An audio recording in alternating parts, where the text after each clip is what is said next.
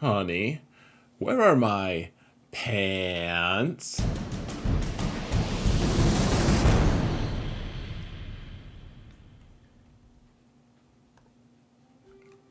Hello everyone, and welcome to another episode of Xaereth Prevails, a Grand Arena story. Guys, today we are in match 11 out of 12 in this 3v3 season. Lots on the line. If I can win this, get the full clear, and win the next one, get the full clear, I can get into top 10 in Division 1, which is a huge goal of mine. Really, really important. Excited for that.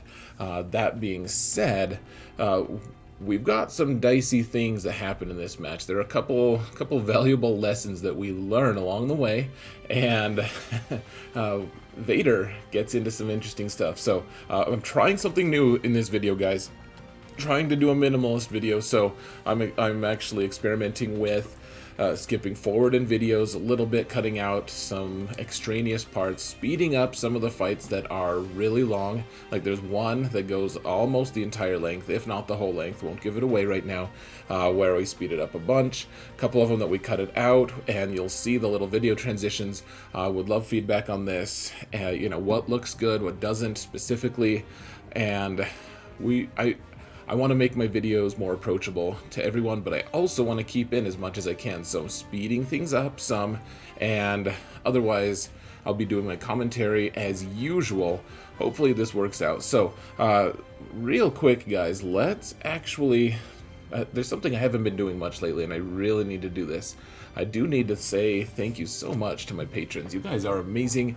Yeah, so much amazing, guys. I have been struggling to find a way, because I don't have Excel on this desktop. I know I'm out of date, but I don't have a way to access the file type that will let me access the list of all the people who support me on Twitch, all of the subs and everything. So that's kind of a non-starter for me. Frustrated, but I actually have a few plans for that as well. That being said, I've been stalling on this because I want to add both to my videos, but I should be thanking you guys regardless. So thank you to everyone on Twitch. Thank you to everyone here. Thank you for all of the people who overlap.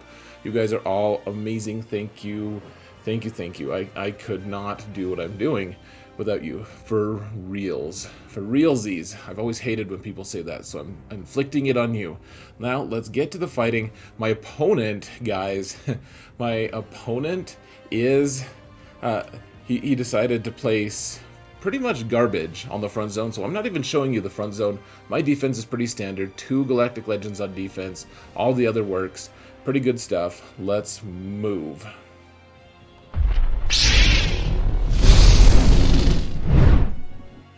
Alright, so they put Fin Po in the front, and so they did something foolish like that. May as well take advantage of it. We're just taking Wedge on Chewie, and you stun Finn first, and then you take out Poe, and then you take out Finn. You take out the backup Finn. That's what I've started calling him. He's the backup. So good thing they have a backup, because they need one. But then the backup didn't work out either, so you'll have that.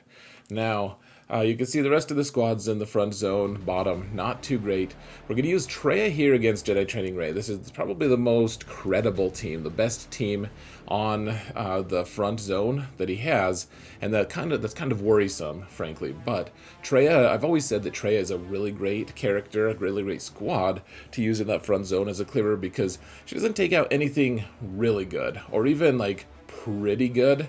She takes stuff out that is not amazing, like B+ teams.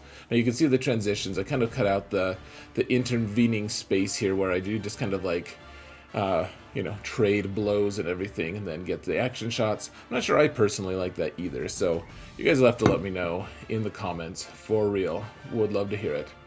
That being said, I'm trying to keep all of the important stuff in here. Alright, I'm going to face this other direction. Okay, so 52 here. Just about as good as you can hope for. Scion got his big hit. I managed to time it just right to get his big hit and get it. So now we're using troopers. This one gets a little dicey, or can get a little dicey, because if Cara gets a turn, you're in a world of hurt, basically. So So you have to be pretty sure that you can take out K2 here. And K2 was only Relic 1. He didn't have any extra armor or anything. Figured I could take him out, and I could. And then I got enough turn meter that I could just take out Cara. If Cara starts taking turns, though, she can stun your whole team because your Empire, it gets ugly, like I said. Now, this team has Dooku lead with Nute in it, and Droideka.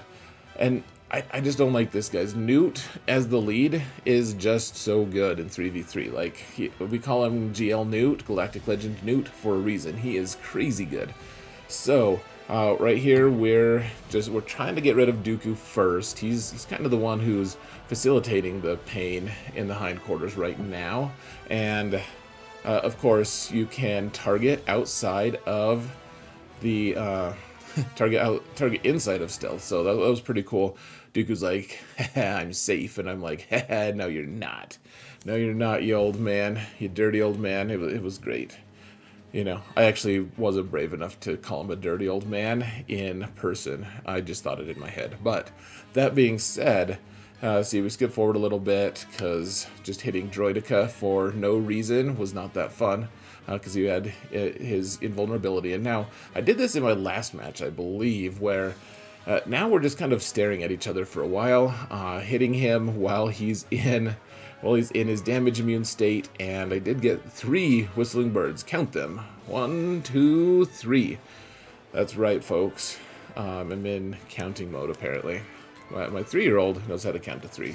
He knows how to count, he knows what the number nonillion is. How many people here know what nonillion is? I didn't know that till I was an adult, actually. So, now we're gonna skip toward, I did all the transition cuts and everything, so let me know how you think of that. Now we're gonna move to just making battles faster. So, using Mothra here against Hux.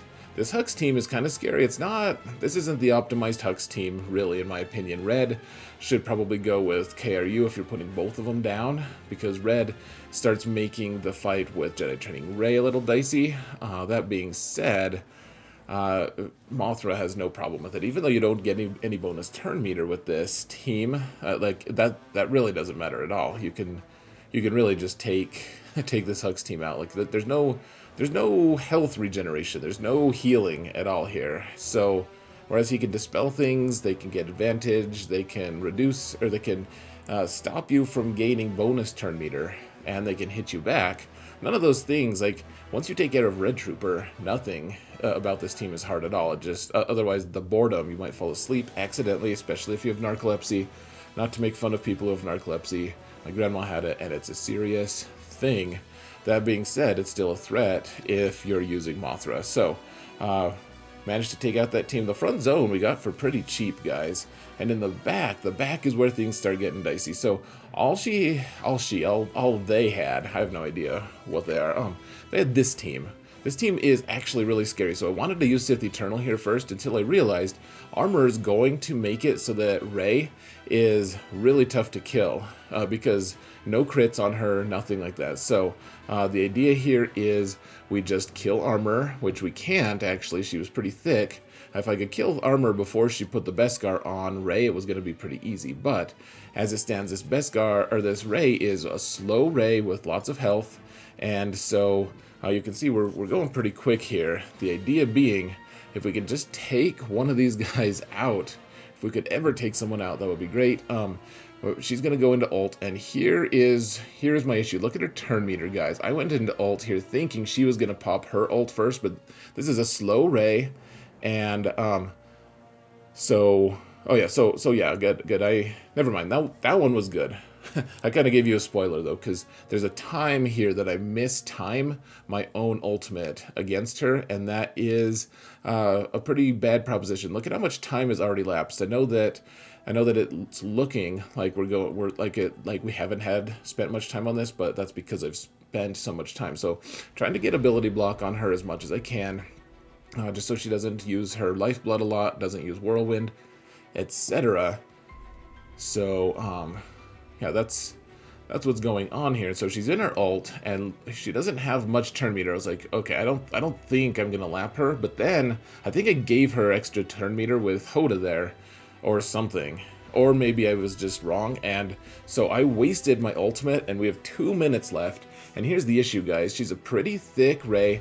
Every time she goes, she's regenerating all that protection because of armor, and she doesn't have that much base protection, but she's sort of gaining quite a bit of it. It's not wonderful, and she has a lot of health anyways. So we're gonna have to really work to get through her. Like you can see, she's already pretty full on health and stuff. So look at this. We have 1 minute left, folks. 1 minute to go. Pop our own ult on the right time. And now, can our big hit do it? The answer is no. But maybe if we're fast, we can actually get another ult. So you can see my mouse is kind of like rushing here. It's kind of quivering. Quivering is totally like an adult novel word. But it certainly was pretty nerve-wracking here. We have 17 seconds left. Our ults are not building nearly as fast enough. Probably should have put it on auto. And in the end, due to my inexperience and one mistake, we time out against this Rey team. And this is the only good team she has on defense. I keep calling my opponent she. I don't know why. Probably because Rey bested me here. So jumping in with Kenobi, we have Mace as the tank. Ki-Adi-Mundi obviously as the DPS. And so we have damage immunity here, and so I was like, you know what, let's just give her armor shred anyways, put the damage immunity on Mace. I'm still pretty raw with Kenobi, so that was a fail. I put damage immunity on Mace right as Mace was about to go. That being said, she did a whirlwind on Mace, and we have the savior ability, whatever it's called. We'll learn all the abilities in time. Well, you guys will. I'm bad at ability names, but Savior saved Mace, and we're good to go. Mace tried to contribute otherwise. That was cute.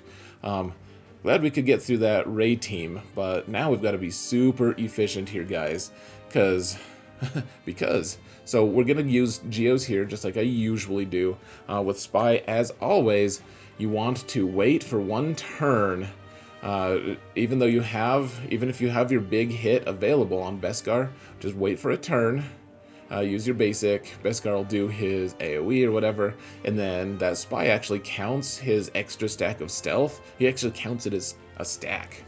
So it's like an extra 40% damage. So even though Beskar had 0 buffs to dispel, I mean, Spy has buffs on himself to dispel as well, so, or herself. Why don't we just call everything that we don't know what the gender is, we'll just call it her this time. We'll pretend like they're ships or something. So trying to spread this out so that I can actually heal a little bit. Didn't quite work out this time. I've gotten 54s here. I've gotten 52s. This time 51. And here is the second lesson we need to learn, folks. So this team deals Bad Batch. I have them all relicked. They deal true damage if you do things right. You put daze on everyone, healing immunity. If they all have daze though. And you want Rex to actually be faster than Echo in this instance, so that when Echo goes, you can Rex will have already popped his dispel. So then you can stun everyone, and then here's where we derail ourselves. So I was asking my buddy Calvin Awesome for some help, for some assistance here, like telling me how to play it, how to do things, and then I just decided to go full button mash, because I was like, oh, I've got this. And the actual truth of the matter here is, guys, so we have nothing to dispel. I guess we can put daze on everyone. That's pretty neat. But then Rex gets his cleanse. He kills Hunter, and we're on the ropes already, just suddenly. They're healing. I don't know what went wrong. Because I went full button mash. I still don't understand the Bad Batch squad. I just thought that I could wing it, and that is a super dangerous and foolish assumption, guys. It just really, really is. So, Hunter's gone. What can we do? Let's just keep mashing buttons, shall we? We're really close to killing 5s here, at least. But then I don't kill him. Even when I have relics, Rex then kills me, Barriss heals, and I am suddenly a very sad panda. The thing that I was kicking myself about this for was, I mean, my buddy Calvin Awesome knows the squad really well, and he was in chat. He could have helped me walk through it. Totally could have done it, and I was just foolish. Like, I know we all want the internet guy to know what the heck he's doing. I mean, I want the internet guy to know what the heck he's doing, but we can't always have our way, folks, unfortunately. So I'm looking here, trying to figure out what exactly to do. Can I kill Rex, get some damage on him? At least, you know, if I killed Rex or something, then, you know, 5 get sacrificed, we'd have an easier fight for later. And, you know, now I'm just button mashing again. Let Rex execute me. Call it good. Unfortunate loss. That 2 losses, guys, and this guy saved everything but that raid team for defense. And the raid team didn't even have, like, the hero bros. Like, it's pretty bare bones, folks. I find myself quite embarrassed by that bad batch fight because we're suddenly in trouble. Like, this guy's super duper efficient. Like he plays super efficient. He has all the characters, all the teams. It's gonna be a pretty tricky fight. So we have to get as perfect banners as possible here. Just max them out. So we're using Aurra Singh here, lead with Bando, or Mando, waiting for that big hit. You'll note that I was trying to stun Nest there earlier when I was in stealth because Nest couldn't hit me back. Didn't pan out for us, but I mean, now it's panning out. We took out Nest. Now we just have to wait. We'll just shoot Zombie for a while. Shoot old Dakka for a little bit too if we want. Just try to get days on Dakka so that if we accidentally kill Zombie, then Dakka won't get a turn meter for it. And just like that, we get the Disintegrate on Dakka, and we have full health and protection. No sense in stalling whatsoever. So 54 there at least after that fail. Now, one thing about this, guys, after I had failed that bad batch, I was pretty close to tilt, and I was like, guys, I gotta slow down for a minute. Gotta stop. Gotta give myself some breathing room. And there was someone in the chat who was like, we actually would love to see you tilt, or like, we're here for you to melt down. And I don't know. It struck me kind of the wrong way. I was just like, I was on the edge of tilt. Maybe I was like tilting at that point. And so I don't know if I snapped at them. I don't know what I did. I was just like, I was like, yeah, that not gonna happen. We're not gonna do that. So all right, we took Shaak T out. Jolie used his healing thing just so that he didn't get countered, because they're not gonna kill us at this point. And so, anyways, yeah, someone tells you that they want to see you tilt, and man, I don't know what you guys think. I was kind of pissed. I even know the guy. He's a good dude. I think he was joking, but I don't know. When someone is tilting like that or on the verge of tilting, like, maybe just be sympathetic if you wish them well. I don't know. So, all right, we're taking chances here, guys, because I want to save Thrawn for a different counter. So I was like, you know what? If I can just do Culling Blade on Spy, then we'll be good to go. We'll be good to go. So I'd used Culling Blade, and now I forgot... So Sunfac can blind you, so I can't actually, if I do the AoE, I'll miss. If I do Culling Blade, then I might be able to kill Brute, but then Brute Alpha is going to heal you back, and so... Okay, so don't have blind anymore, but look at how low our health is. And it's not a great feeling, guys. Only 3 dots on each of them, 2 only on Sunfac. If we do Culling Blade on the Brute, we'll get an extra turn. Instead, I decided to do one more AoE and just pray that they can finish me off. Thank goodness that they couldn't. If we do the AoE now that we did Force Crush, probably kill that Brute, and then we get another turn. We can go into Merciless here, and then hopefully get an ability block on Brute Alpha. So did manage to get the ability block, and decided... After a while of debating, I was like, you know what if I do a Force Crush, then they'll just be sitting with all these dots. It'll be cool. But let's just take out Sunfac just in case, just to make it a little easier if we fail. So that being said, Brood Alpha died of sadness, and we can move on. So hooray for us. using Jedi Training Rey here on this crew team. I was originally going to try using these guys against a Jango lead bounty hunter team on the bottom.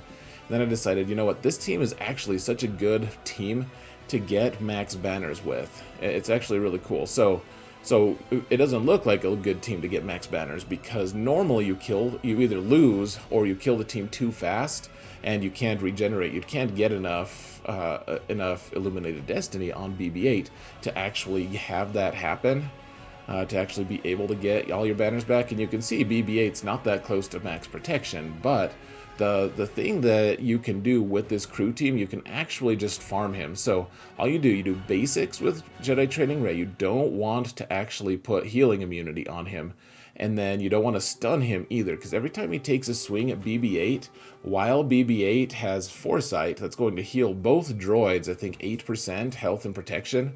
And so you're just doing the special on BB-8 just to get Illuminated Destiny fast.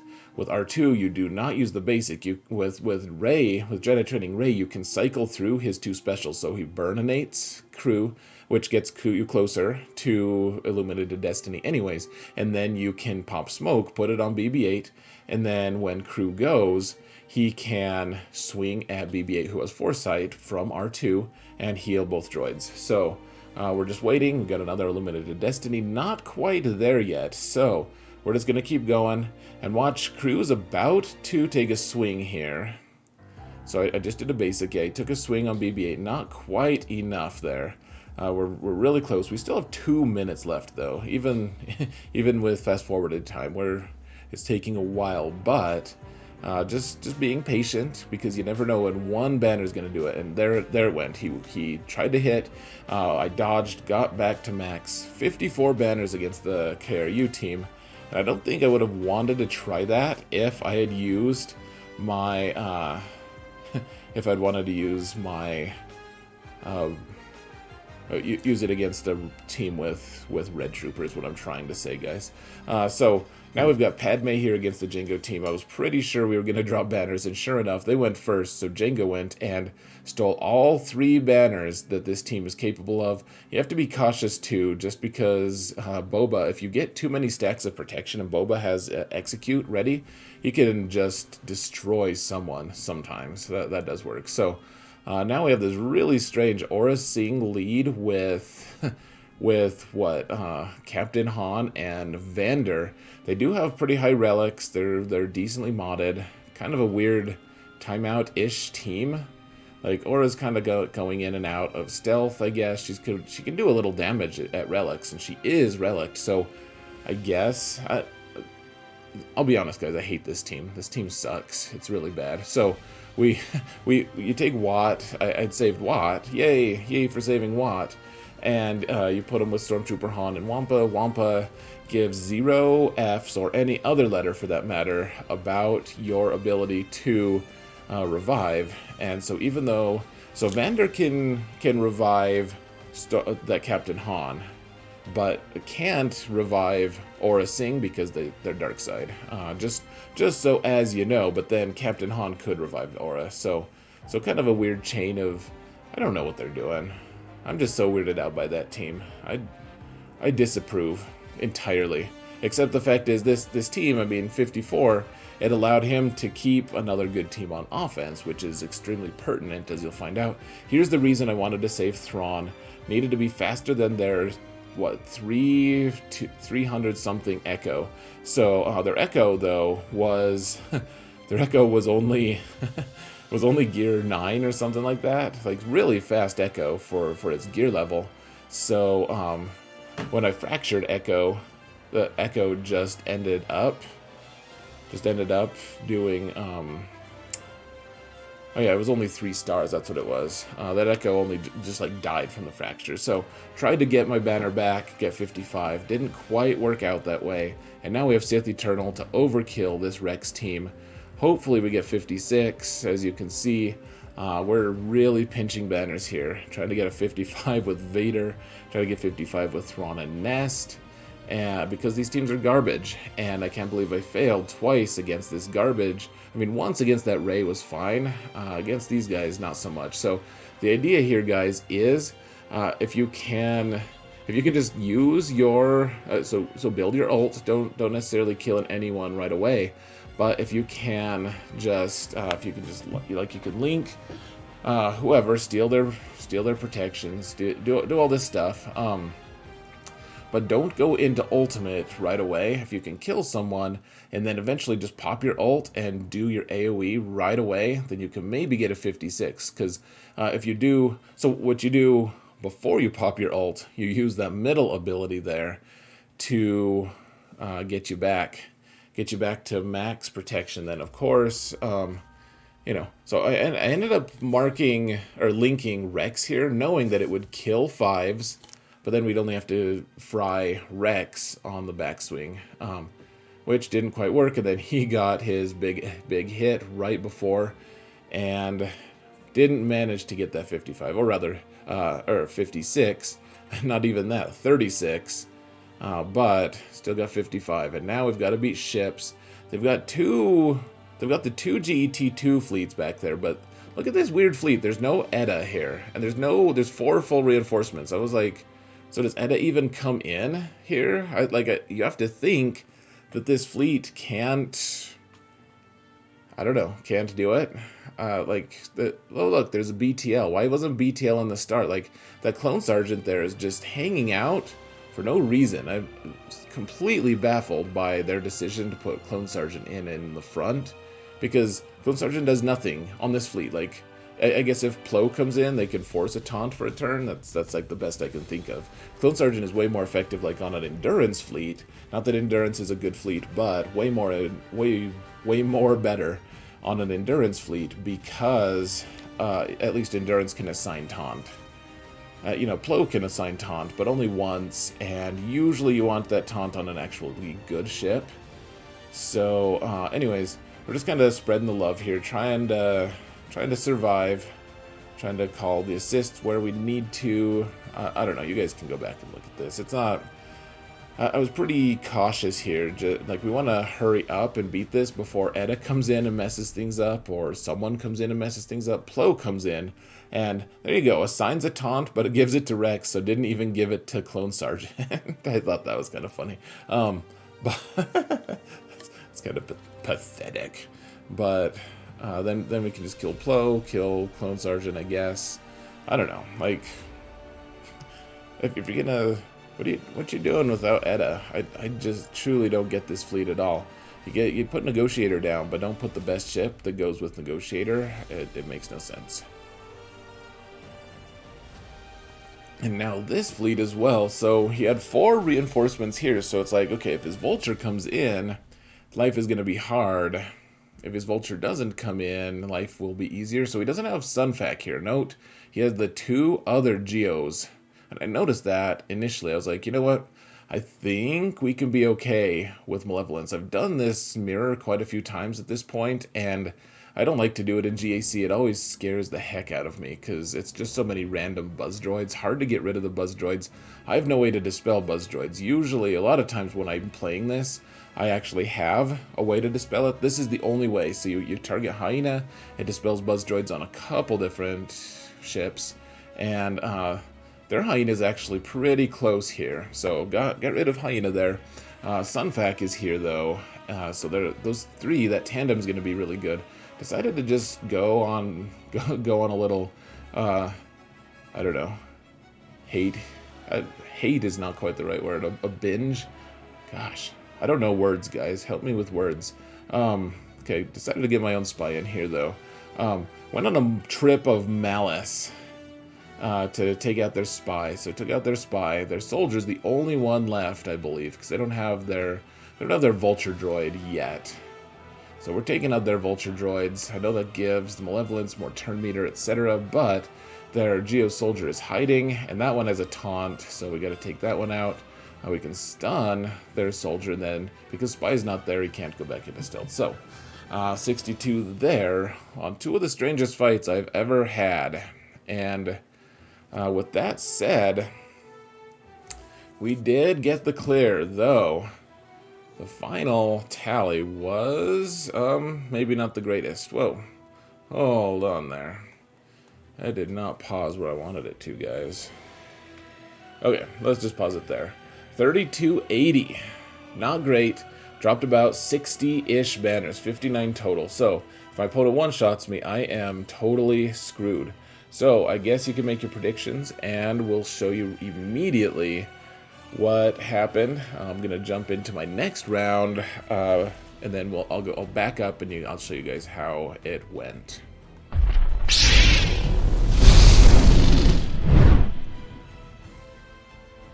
Oh gosh, there we go.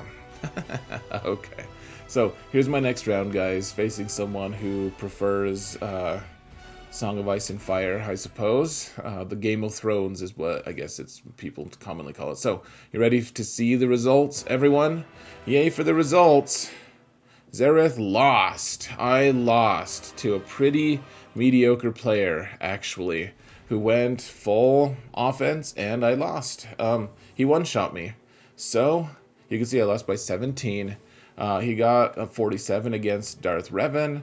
He got 53s against these two. The General Skywalker team, he got a 46 or 47. Nute, he got a 54.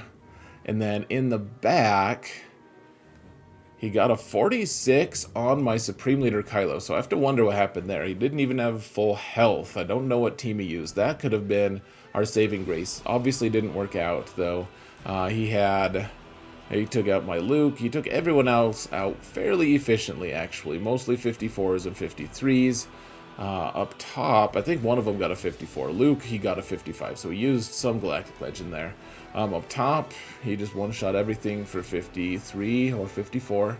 Maybe he got a 52 in there, I don't know. But then, on fleets, he ended up with a 50 or a 66 against my Negotiator, which, I don't know, that surprises me. And then he dropped...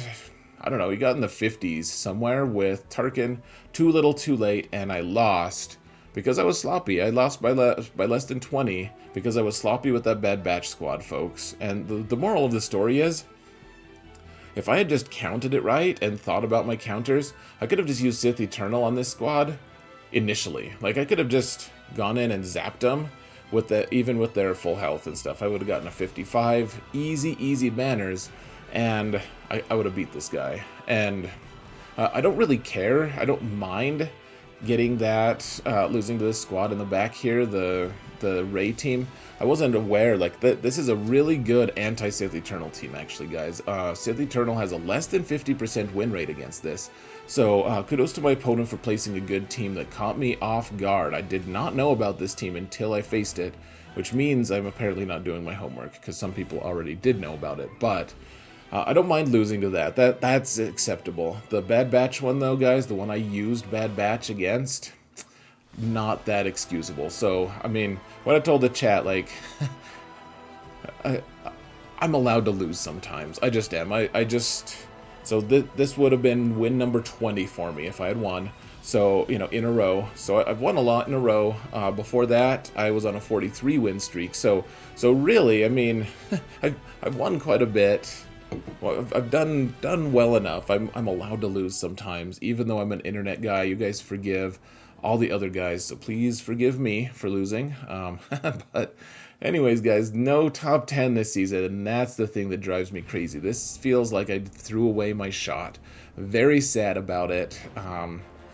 But we'll rally. We'll do what we can. Hopefully, by the end of this, we'll at least hit the 900k lifetime. My alt is still in the hunt for top 10. I think we can do it if I have a good final round. So, that being said, folks, thank you all so much for watching this season, for everything. You guys are amazing, everyone on Twitch, even the people who want to see me tilt and just totally fail. But, you know, I appreciate all of you. So, guys, thank you all so much for watching. And remember that in all things, Xaereth prevails. Oh, and please leave a like. If you've stayed this long, please leave a like. Helps the channel a lot. Really, really good to get onto that algorithm. To mount the algorithm. That's kind of the thing I want to start saying. So, mount the algorithm. Dear Lord. Have a good one, guys.